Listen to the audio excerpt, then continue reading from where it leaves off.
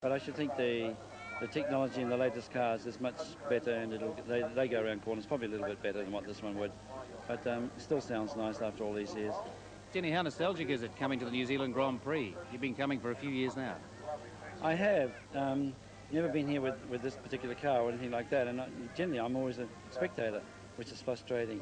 I would very much like to get back into a Group A saloon and just participate. It's better than being here, but at least I have my own car to drive this weekend.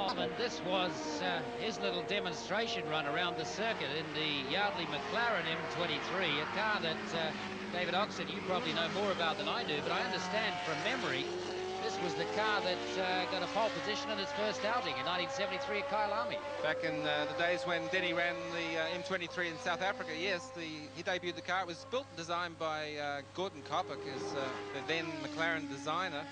Ran very successfully between the years 1972 to 76, and probably more successful in the hands of Emerson Fittipaldi when it became a different colour scheme and a different, but basically the same design.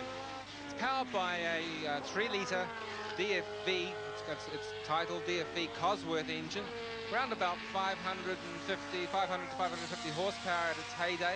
Beautiful sounding motor car, and of course the big tyres, the big airbox that signified cars of that time. Probably lapping Pukekohe around about the same time as Kenny Smith does today at Grand Prix time. We think of Denny as a veteran, but he didn't look like it when he was playing around here. This is supposed to be a demonstration. Well, that's not demonstrating. 59.07. I mean, that's under the minute, and for a car which is probably built in, spends most of its time in mothballs, we jokingly say with these old cars that we bang them on the wall with a big chrome nail.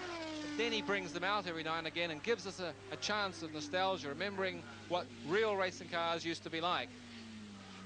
That time that he just did on what is a demonstration run, remember, would have put him halfway down the grid for today's Pacific race.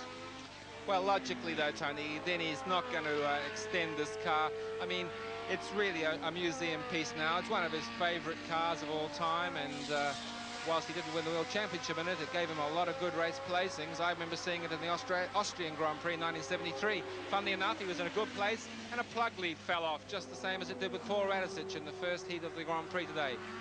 But McLarens have gone on to bigger and greater things even still. They are now internationally known, a household name with the Alain Prost and Niki Lauda-driven MP4 McLarens. But the McLaren name, remembering Bruce McLaren, probably without doubt the most famous New Zealand racing personality, the builder, the designer, so tragically taken from us when he was in his prime. But his name has lived on in cars like this, and right up to the current time when the McLarens are still the cars to beat.